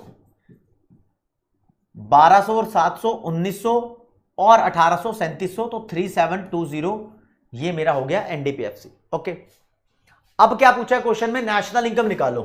तो रंग बदल देते हैं, national income step by step solve करना, स्टेप बाय स्टेप सॉल्व करोगे गलती नहीं होगी पेपर में। नेशनल इनकम होता है डोमेस्टिक इनकम प्लस एनएफआईए, ठीक है। तो डोमेस्टिक इनकम 3720 है, एनएफआईए ढूंढूंगा यहां पर, कहां गिवन है एनएफआईए? कहीं है क्या? अरे कहीं है क्या? ये लिखी भैया, net factor income from abroad, NFIA, ठीक है जी। कितना लिखा है? 20 लिखा है, 20। तो 3740 इज द राइट आंसर। बोलो समझे? समझते जा रहे हो तो थम्स अप करते जाओ, ठीक है। समझते जा रहे हो तो थम्स अप करते जाओ, ठीक है। मैं इसमें अगर मान लो एक एडिशनल आइटम ऐड करता हूं, अगर तुमसे पूछ लिया होता एनएनपी एमपी निकालो, तो कैसे निकालते भाई? जो भी तुमने निकाल लिया, चाहे ये जो तुम्हारा मन कर रहा है वो सामने लिख दो। मान लो एनएनपी एफसी लिख देता हूं मैं सामने। तो अब इनके बीच में जो अंतर है, ये और ये तो सेम है, ये एमपी है ये एफसी है, इसको बैलेंस करो। एफसी में एनआईटी ऐड करते हैं, ठीक है जी। तो एनएनपी एफसी तुम्हारा 3740 आया था, एनआईटी तुम्हारा, एनआईटी कहां गया? पेपर में गिवन है क्या? ये रहा एनआईटी, 120 गिवन है, तो 3860 हो जाएगा। ये भी सॉल्व करना आ सकता था, मतलब एक बड़ा क्वेश्चन देकर उसके 2 से 3 पार्ट बनवा देगा। अब जो मैंने पढ़ाए हैं वो तो तुम्हारे काम के हैं, जैसे ये बीच बीच में कुछ वर्ड लिखे हैं, ये तुम्हारे काम के नहीं है, अभी इनको मैं सिखाऊंगा तब ये तुम्हारे काम के बनेंगे। बताओ जी, इज इट इजी और नॉट? अभी जिन बच्चों को समझ नहीं आया ना, उनको मैं बहुत सारे क्वेश्चन प्रैक्टिस कराऊंगा, धीरे धीरे समझ में आ जाएगा। ठीक है भैया, एक और क्वेश्चन प्रैक्टिस करते हैं। ये मॉड्यूल में इसका आंसर दिया हुआ था, ऐसे निकाल रखा, आप समझ जाना। देखो जी, फिर से बताता हूं, मैं समझा रहा हूं आपको दोबारा, जिस बच्चे को समझ नहीं आया मैं समझा रहा हूं। कैलकुलेशन ऑफ नेशनल इनकम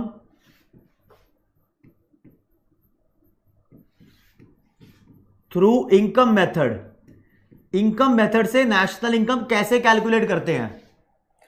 सबसे पहले हम देखते हैं कॉम्पनसेशन ऑफ एम्प्लॉइज कितना दिया हुआ है। ये दिया है तो इसका अमाउंट ले लो, अगर ये नहीं दिया तो देखो wage salary, bonus, employer contribution, gratuity, जो जो दिया है उन सबको प्लस करके ये निकाल दो। फिर हम देखते हैं ऑपरेटिंग सरप्लस कितना दिया है। ये दिया है तो ठीक है, नहीं दिया तो, दिया है तो ठीक है, नहीं दिया तो क्या होगा? तो रेंट, इंटरेस्ट और प्रॉफिट और रॉयल्टी, चारों आइटम को ऐड कर देना। फिर mixed income of self employed दिया है तो ठीक है, नहीं तो इसको जीरो ले लेना। इन सबको जोड़कर डोमेस्टिक इनकम आ जाती है अपने पास। पेपर में अगर ये पूछी है तो इसको निकाल देना, ठीक है जी। लेकिन अगर नेशनल इनकम ही पूछा है, जिसे एनएनपीएफसी बोलते हैं, ये एनडीपीएफसी में एनएफआईए को जोड़कर आएगा। अब एक बच्चे ने पूछा सर एनएफआईए बता दो। राजे, एनएफआईए होता है, अगर दिया है तो ठीक है, नहीं तो निकालना factor income from abroad minus factor income to abroad, इन दोनों को। ठीक है जी। इसका एक स्पेशल केस बताता हूं। अगर आपको लिखा है नेट फैक्टर इनकम फ्रॉम नहीं लिखा, टू लिखा है, टू अब्रोड या रेस्ट ऑफ द वर्ल्ड, कुछ भी, ये लिखा है 20, तो मेरे दोस्त इस एनएफआईए की फुल फॉर्म होती है net factor income from abroad. To नहीं होती इसमें, टू का मतलब उल्टा कर दिया। अगर ये 20 है तो इसको -20 ले लेना, अगर ये -20 है तो इसको +20 ले लेना। तो ऐसी लाइन जब लिखी हो, लास्ट क्लास में कराई थी मैंने एक क्वेश्चन के अंदर, इसको बदल देना। ठीक है जी। अरे हर्षिता चौहान है, कुछ खेलते भी हैं, ठीक है। तो इतनी बातें समझ में आ गई? ठीक है लवप्रीत, बहुत बढ़िया। आगे बढ़ते हैं। अब देखो दोस्त, मैंने आपसे बोला एनडीपीएफसी का फॉर्मूला होता है COE plus operating surplus plus mixed income of self employed. मैं तुम्हें बोलता हूं कि क्वेश्चन में आपको ये वाली वैल्यू भी दूंगा, ये वाली वैल्यू भी दूंगा, ये वाली वैल्यू भी दूंगा। क्या आप इसको कैलकुलेट कर सकते हो? यस और नो बताओ। तुम्हारी मैथ थोड़ी सी होनी चाहिए। मैं आपको इतनी वैल्यूज दे रहा हूं, तुम मुझे यस और नो बताओ। यस थम्स अप जाएगा, नो का मतलब थम्स डाउन। वोट करा रहा हूं भाई, 45 सेकंड से जाओ, करो ढंग से। ये 3 वैल्यू देने के बाद ये वाली वैल्यू कैलकुलेट कर पाओगे क्या? बताना जरा, इतना दिमाग है?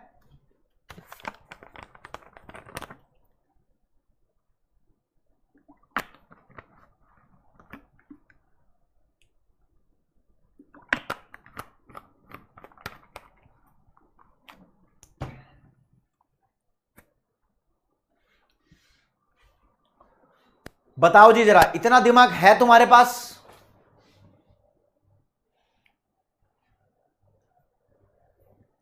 कर सकते हो या नहीं कर सकते हो? अगर कर सकते हो तो ऐसा एक क्वेश्चन कराऊंगा। मान लो कि मैं तुम्हें मान लो ये वैल्यू भी नहीं दे रहा, तो यार ये वैल्यू कैसे निकालते हैं उस तक पहुंचने का ट्रिक या उस तक पहुंचने का एक रूट जरूर दूंगा। इसके पीछे लड़ाई हो सकती है, दिखाऊंगा कैसा क्वेश्चन है भाई। डाउट चेक करूंगा, ठंड रख भाई थोड़ी देर, फ्लो तो मत तोड़ो। ठीक है जी, कैलकुलेट कर पाओगे? चलो जी आगे देखते हैं। जो नहीं कर पाएंगे वो सीख लो फिर कैसे कैलकुलेट करते हैं। देखो जी, ये क्वेश्चन में बोल रहा है ऑपरेटिंग सरप्लस कैलकुलेट करो। भाई ऑपरेटिंग सरप्लस तो मैं रेंट, इंटरेस्ट, प्रॉफिट, रॉयल्टी को ऐड करके निकाल दूंगा। रेंट इंटरेस्ट तो क्वेश्चन में है, प्रॉफिट नहीं है, प्रॉफिट के कंपोनेंट भी नहीं है। तो मेरे को क्या करना पड़ेगा, मैं देखूंगा मेरी domestic income is equal to COE plus operating surplus plus mixed income. ये फॉर्मूला होता है, ये भी गिवन है, ये भी गिवन है, ये भी गिवन है, तो ये निकल जाएगा। लेकिन ये गिवन है नहीं, इसके जैसा एक आइटम गिवन है जीडीपीएमपी, एनडीपीएफसी गिवन है नहीं। हां सोना, तो देखो आप ये निकाल लो, इससे निकल जाएगा। कैसे निकलेगा देखो, जो भी आपको निकालना होता है उसको लिखो लेफ्ट हैंड साइड पे। ये लिख दिया जी एनडीपीएफसी, फिर इक्वल का निशान लगाओ, ये लेफ्ट हैंड साइड पे, फिर इक्वल का निशान, और इसके सामने इसको लिख दो। मतलब जो भी क्वेश्चन में दिया होता है ऐसा टेढ़ा मेढ़ा आइटम इसको लिख दो। ठीक है जी, तो प्लस माइनस करेंगे कुछ, इधर ग्रॉस है इधर नेट है। ग्रॉस बड़ा होता है, नेट छोटा होता है, तो बड़े में से कुछ माइनस करेंगे जो कि डेप्रिसिएशन होता है। इधर डी है इधर डी है, कोई दिक्कत नहीं। इधर एमपी है इधर एफसी है, एमपी बड़ा है तो एनआईटी माइनस हो जाएगा। तो ऐसा ऑपरेशन में यूज करके वैल्यू निकाल दूंगा एनडीपीएफसी की। तो जीडीपी एमपी की वैल्यू दी हुई है 3400, इसकी जगह 3400। डेप्रिसिएशन ढूंढो, ये रहा कंजम्पशन ऑफ फिक्स्ड कैपिटल, इसको बोलते हैं डेप्रिसिएशन। ध्यान रखना, लास्ट क्लास में नाम बताया था, 200 है ये। क्या करना है, माइनस 200 माइनस फिर एनआईटी। एनआईटी कहीं लिखा है, ये रहा एनआईटी 500 जी। तो 3400 में से 200 गए, 3200 में से 500 गए, 2700। तो इसकी जगह मैं 2700 लिख सकता हूं। फिर देखूंगा सीओई कितना दिया है, ये लिखा सीओई 800, इसकी जगह लिखेंगे 800। ये तो निकालना ही है ऑपरेटिंग सरप्लस। मिक्स्ड इनकम देखो क्वेश्चन में है, ये रही मिक्स्ड इनकम 400। 800 प्लस 400 1200, 1200 वहां माइनस हो जाएगा। 2700 में से 1200 माइनस कर दो, ऑपरेटिंग सरप्लस पे पहुंच जाओगे। 800 और 400 ये 1200 है, तो 1500 आंसर आ जाएगा ऑपरेटिंग सरप्लस का। आई बात समझ में? ऐसे सॉल्व करना है, और मॉड्यूल में इसको सॉल्व किया हुआ, ये रहा 1500 करोड़ आंसर भी निकाला हुआ है, आप लोग इसको चेक भी कर सकते हो। मॉड्यूल के क्वेश्चन ही करा रहा हूं, लेकिन आप क्वेश्चन प्रैक्टिस भी तो करोगे। बोलो भैया, बात समझ में आई या नहीं आई? बात समझ में आई या नहीं आई? आ गई? आ गई ना? तो बस इस लेवल के क्वेश्चन आएंगे नेशनल इनकम से रिलेटेड।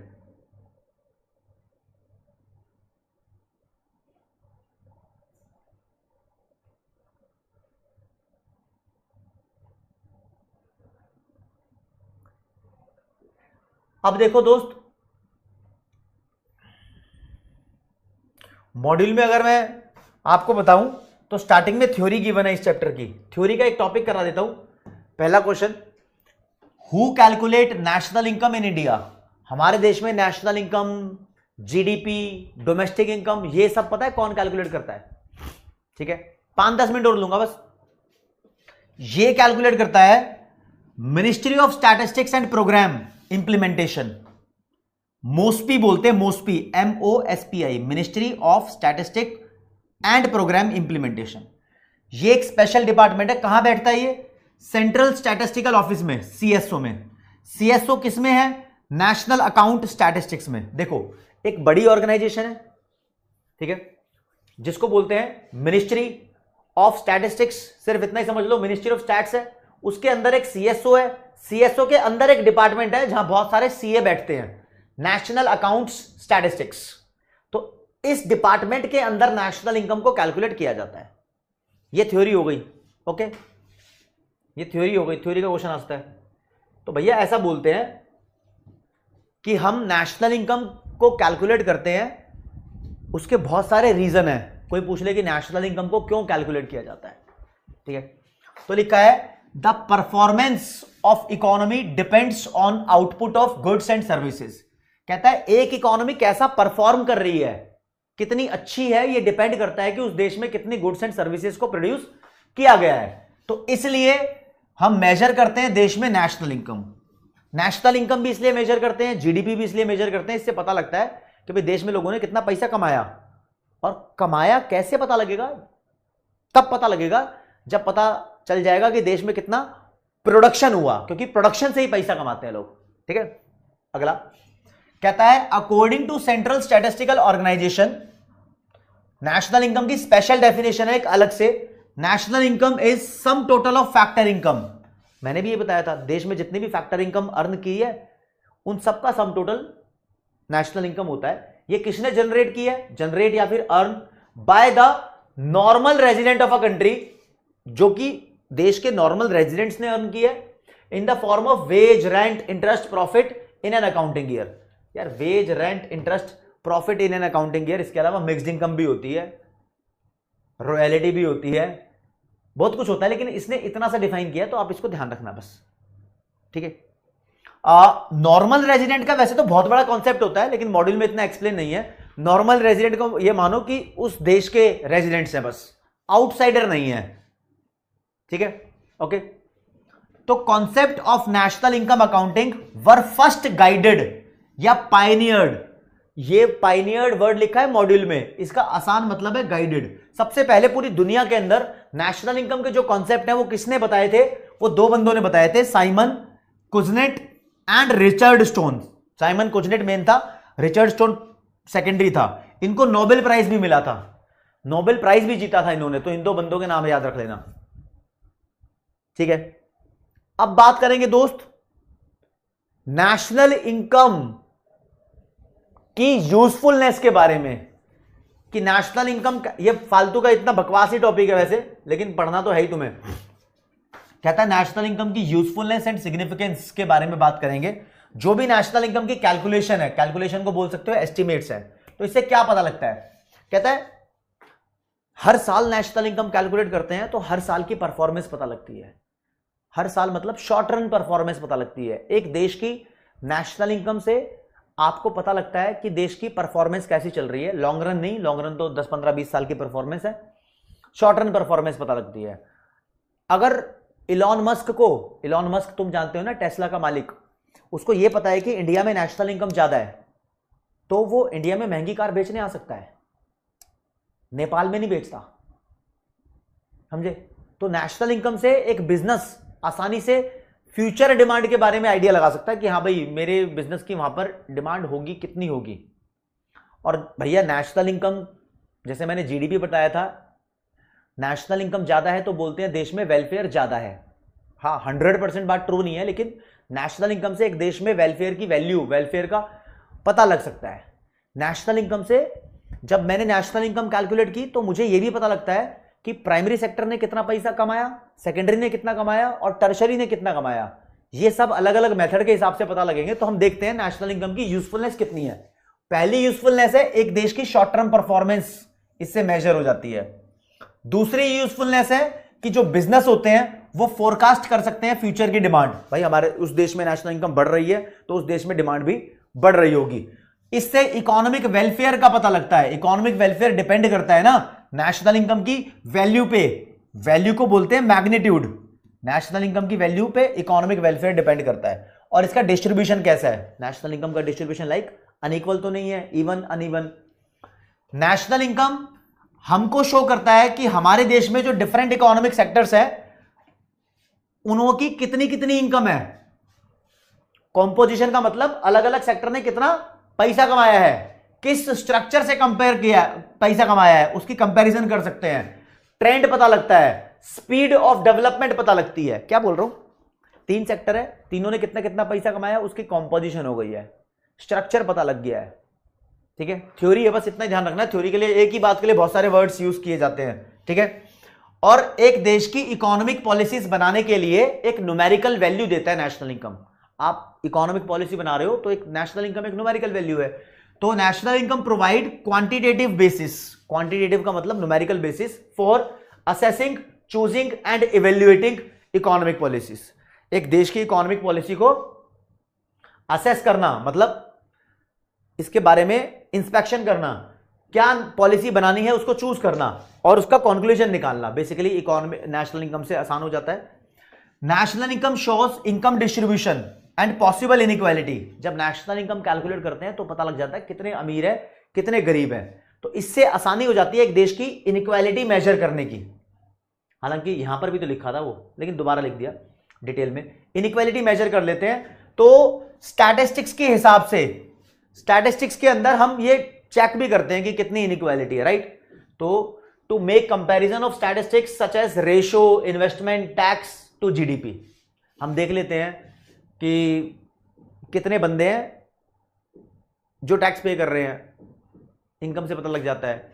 जीडीपी और टैक्स की रेशो क्या है, इन्वेस्टमेंट और जीडीपी की रेशो क्या है, ये निकालने में काम आती है। अगला, it provide guide to make policies for growth and inflation. National income से हमें गाइडेंस मिल जाती है कि हमें कैसी पॉलिसीज बनानी चाहिए अपने देश की तरक्की के लिए। एक देश की नेशनल इनकम बहुत लो है तो देश तरक्की के बारे में सोचेगा कि 20, 25, 30 साल में तरक्की होगी। अगर एक देश की नेशनल इनकम बहुत ज्यादा है, उनके पास पैसा बहुत ज्यादा है, तो वो जल्दी तरक्की के बारे में सोचेगा। ठीक है, तो उसको कैसे सोचना है, वो गाइडेंस ग्रोथ के बारे में नेशनल इनकम की वैल्यू से मिल जाती है। बताऊंगा भैया, बताऊंगा, सब बताऊंगा। ठीक है जी, so it is all about the chapter 6 unit 1। अभी पूरा नहीं हुआ है, सिर्फ एक मेथड किया है, एक मेथड किया है। अब मेरी बात समझना दोस्त, एक क्वेश्चन भी आपसे कराऊंगा। मॉड्यूल पे चलते हैं, बच्चा बोलेगा मॉड्यूल पे चलो। हाँ, अब बात करूंगा तुमसे कल के पेपर की। कल का पेपर आया एकदम जोरदार, चटकदार, जबरदस्त, चुम्बेश्वरी पेपर आया। बच्चों ने सबने बता दिया। वो तो मैं आज तबीयत ठीक नहीं है, वरना तुम्हें पूरा इंस्टाग्राम खोल के दिखाता मैं, बच्चों ने क्या क्या बोल रखा है। सर जो कराया पेपर में वही आया है, मतलब भाई साहब जैसा बोला पेपर वैसा आया। और बाकी तुम्हें रिजल्ट के टाइम पे प्रूफ भी करके दिखा दूंगा। पेपर इतना लप्पू आया, लप्पू तो उसके लिए है जो पढ़ रहा था। ठीक है, बहुत इजी पेपर आया है भाई साहब, मेरे पढ़ाए हुए बच्चों ने धुआं उठा दिया। और देखो बहुत बढ़िया पेपर गया है बच्चों का, बहुत बढ़िया। चलो अगली क्लास के अंदर बच्चों के स्क्रीनशॉट ले आऊंगा, बच्चे क्या क्या कह रहे हैं वो दिखा दूंगा आपको। ठीक है, अभी एक बार इस पे आ जाओ भाई। जिस तरीके से बच्चों का प्यार मिला है, जिस तरीके से स्टूडेंट्स ने विश्वास जताया था, उनके विश्वास पे खरा उतरा हूं। जिस तरीके से उनको कंटेंट फिल्टर करके दिया, उनका काम आसान कर दिया मैंने, वो खुश हो गए, खुश हो गए भाई, खुश हो गए बच्चे, खुश हो गए। उनको पता लगा कि फिर हाँ, दिखता सिलेबस कुछ हो रहा है, पेपर में किसी और लेवल पे आता है। यहां नेशनल इनकम अकाउंटिंग का चैप्टर स्टार्ट हुआ है मैंने। अब देख लो मॉड्यूल, अब आपको बता दूंगा ऊपर से लेकर नीचे तक क्या पढ़ा दिया मैंने। देखो जी, नेशनल इनकम अकाउंटिंग में मैंने पहला पैराग्राफ आपको बता दिया। नेशनल इनकम अकाउंटिंग ये कौन कौन कैलकुलेट करता है, ये सारी बातें इसके अंदर लिखी हुई है। बस एक बात नहीं बताई थी, ये भी बोलते हैं कि हमारे देश में जैसे नेशनल इनकम होती है, ऐसे ही एक होती है स्टेट इनकम। क्या है? हाँ जी, एक होती है स्टेट की इनकम। ठीक है, तो कहते हैं हम स्टेट लेवल पे भी, state directorate of economic and statistics, ये एक डिपार्टमेंट है, ये भी रेस्पॉन्सिबल है जो स्टेट डोमेस्टिक प्रोडक्ट निकालता है।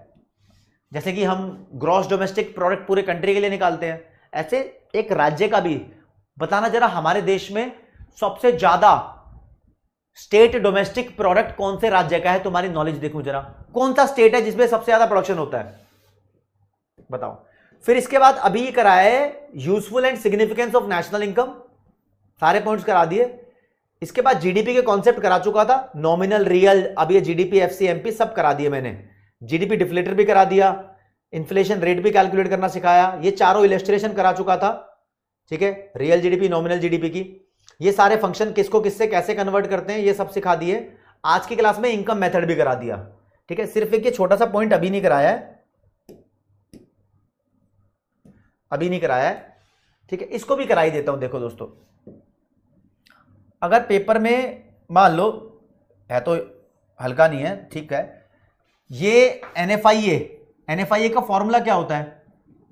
एनएफआईए का फॉर्मूला होता है factor income from abroad minus factor income to abroad, right.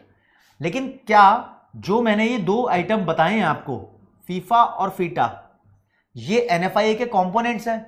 नहीं, एनएफआईए के कंपोनेंट्स नहीं भाई साहब। सबसे ज्यादा जीडीपी यानी स्टेट डोमेस्टिक प्रोडक्ट है महाराष्ट्र का, सबसे ज्यादा महाराष्ट्र का है, ठीक है, महाराष्ट्र का। तो फॉरेन कंट्री से जो पैसा कमाया है हमने, वो पैसा हम कॉम्पनसेशन यानी सैलरी वगैरह के तौर पर भी कमाते हैं, ठीक है, और प्रॉपर्टी और एंटरप्रेन्योरशिप यानी इंटरेस्ट, रेंट वगैरह ये भी कमाते हैं, ठीक है, और प्रॉफिट का हिस्सा भी मिलता है। देखो, जैसा पैसा हम अपने देश में डोमेस्टिक इनकम के तौर पे कमाते हैं ना, फॉरेन इनकम के भी इतने ही हिस्से होते हैं। तो ध्यान रखना, ये तीनों एनएफआईए के कंपोनेंट्स हैं। ये दो वर्ड्स तो कैलकुलेशन में इस्तेमाल आते हैं, इसको आप अलग से वो बना लेना, नोट कर लेना, ठीक है। ये छोटा सा ही कॉन्सेप्ट है, बस इसका कुछ खास रूल नहीं है। चलो जी आगे आओ। ये सब डेप्रिसिएशन कब माइनस होगा, कब प्लस होगा, each and everything is covered. Income method आपका कवर हो गया, ठीक है। अब जैसे दिया है ये पर्सनल इनकम, ये नहीं कराया मैंने आपको, ठीक है, ये सब कराऊंगा। Personal disposable income, private income, ये नहीं कराया मेरे दोस्त, ठीक है, ये कराना रह गया। चैप्टर अच्छा खासा बड़ा है, ये डायग्राम नहीं कराया, ठीक है। मैंने आपको सिर्फ अभी तक इनकम मेथड कराया है, जो कि इनकम मेथड आपको दिया हुआ है पेज नंबर 6.18 पे, इस पेज पे दिया हुआ है, मैंने आपको ये कराया है, ठीक है। तो इसके लिए कैसे नेशनल इनकम को कैलकुलेट किया जाता है, तो नेशनल इनकम का फॉर्मूला लिखा हुआ है COE, operating surplus, mixed income. इन तीनों को प्लस करके तो डोमेस्टिक इनकम आती है ना। इसमें क्या ऐड करते हैं हम, ये एनएफआईए, तो इसको भी ऐड कर दो तो नेशनल इनकम आ जाएगी। और देख, ऑपरेटिंग सरप्लस में रेंट, इंटरेस्ट, प्रॉफिट लिखा हुआ है, लेकिन रॉयल्टी भी लिखना है। अगर क्वेश्चन में गिवन है तो लिख देंगे, नहीं गिवन तो हटा सावन की घटा, बत्ती बुझा और काम 35, ठीक है जी।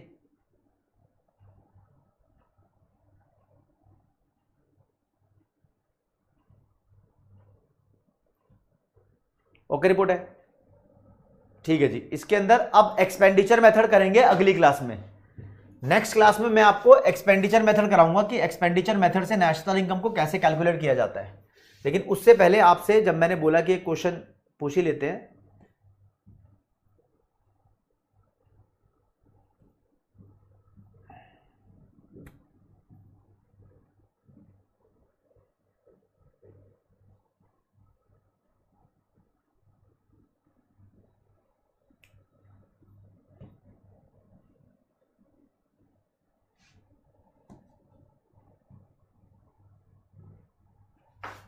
लो जी, क्वेश्चन नंबर 14 आपके सामने है। इसका आंसर देना है आपने, 30 सेकेंड्स है तुम्हारे पास। क्वेश्चन बोलता है mixed income of self employed, mine's का मतलब क्या होता है? क्या ये प्रॉफिट है? क्या ये वेजेस है? ये भी वेजेस लिखा है, या फिर ये एक ऐसी इनकम है, ऐसी कंबाइंड इनकम है, लेबर इनकम और नॉन लेबर यानी कैपिटल इनकम है, जिसके बीच में आप डिस्टिंग्विश नहीं कर सकते। क्या है ये?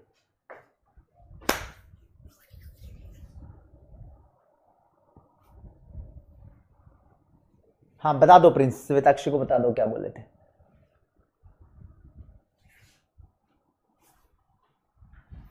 हाँ जी, ये मिक्स को इसलिए मिक्स बोलते हैं, कंबाइंड इनकम है, डिस्टिंग्विश नहीं कर सकते कितनी लेबर इनकम है कितनी नॉन लेबर यानी कैपिटल इनकम है। ठीक है, तो सी वाला सही है। यहां पर देखते हैं कितने बच्चों ने सही आंसर दिया। मयंक, फैजान, पृथ्वी, गुलशन, अनिकेत, नीलेश। ठीक है, अच्छा जी।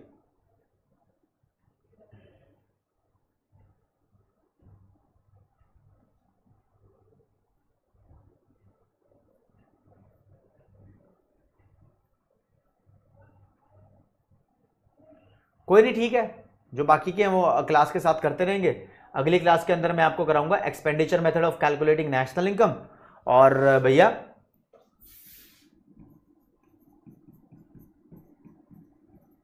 नेक्स्ट क्लास में करेंगे एक्सपेंडिचर मेथड।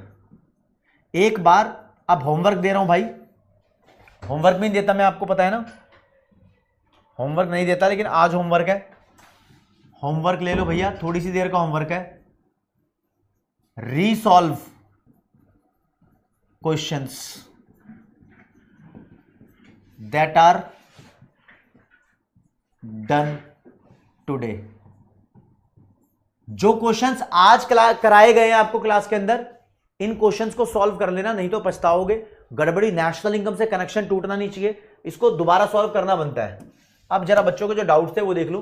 सर क्वेश्चन में जो पॉइंट्स थे वो आप एक्सप्लेन करेंगे ना, जो सॉल्यूशन में काउंट नहीं थे। हाँ हाँ सौम्या, बिल्कुल, वो अलग मेथड में आएंगे। Happy birthday Riya Sharma, happy birthday. ठीक है, ओके, आ जाओ जी। टीना, हिंदी में भी तो बताता हूं मतलब यार। ठीक है, गजेंद्र यादव वो दे दी मैंने, लेकिन तीनों मेथड की एक साथ भी दे दी जाएगी, टेंशन मत लो। वेरी गुड तनिषा, बहुत बढ़िया। पेपर का लेवल लप्पू था देवेंद्र। ये चैप्टर आदित्य 15 नंबर का है। आरसीबी कब जीतेगी मुझे ये नहीं पता, लेकिन तुम्हें ये पता होना चाहिए तुम सीए कब बनोगे।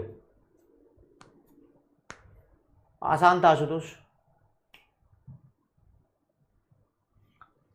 सर। ये हु कैलकुलेट नेशनल इनकम का 12th में एमसीक्यू आया था और गलत था, जिससे 98 आए थे। ओहो करण भाई,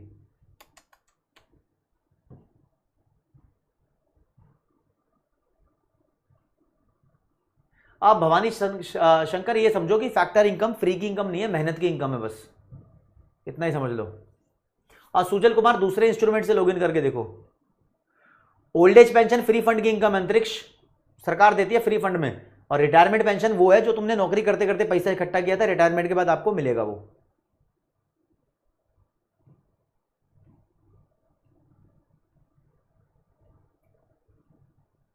वरीशा 15 नंबर भाई।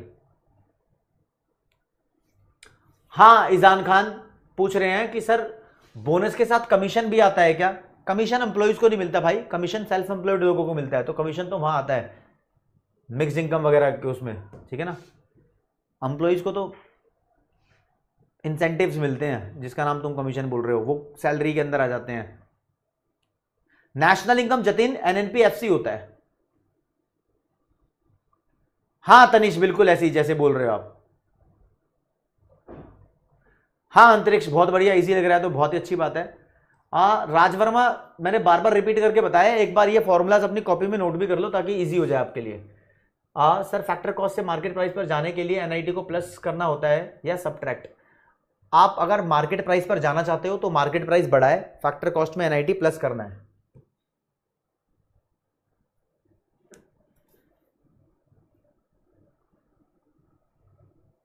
अच्छा हरियाणवी शोरा भाई, बहुत बढ़िया, ठीक। भवानी, जीडीपी का फॉर्मूला कौन सा, रियल या नॉमिनल? जीडीपी डिफ्लेटर का फॉर्मूला है nominal GDP upon real GDP multiplied by 100, बस इतना ही है।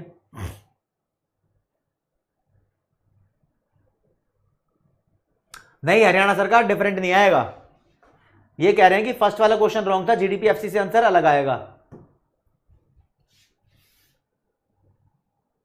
वो तो क्वेश्चन क्रिएट कर रखा है यार, तुम क्या बात कर रहे हो, कह रहा जीडीपी एफसी से आंसर अलग आ जाएगा, ऐसे मत बोलना आप।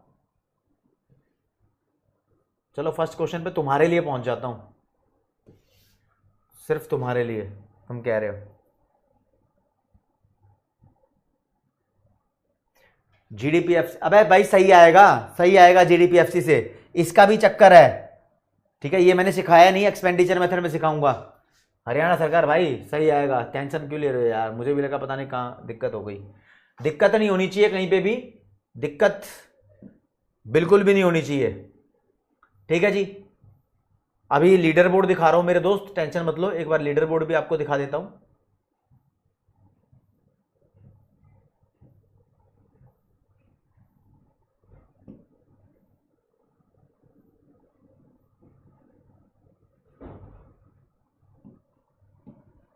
चलो जी, आज की क्लास का लीडर बोर्ड देखेंगे। नंबर 1 तंजीला शेख, फिर लक्ष्मी राजपूत, प्रीति, गोकू अहमद, रोहित, कृष्णा, आयुष, आस्था, झनक भारद्वाज और Lalit. Very good very good, बहुत भाई, बहुत बहुत बधाई हो आप लोगों को। तो दोस्तों आज की क्लास में इतना ही, प्यार की कोई कमी नहीं रहनी चाहिए दोस्त। ये फेक लीडर बोर्ड था, पहली बात गलत था क्योंकि पहले क्वेश्चंस एक गलत हो चुका था, तो इसलिए गलत लीडर बोर्ड के गलत चैंपियन थे ये लोग। ठीक है, आज की क्लास में इतना ही। जय हिंद, जय भारत, नमस्कार, धन्यवाद, बाय बाय।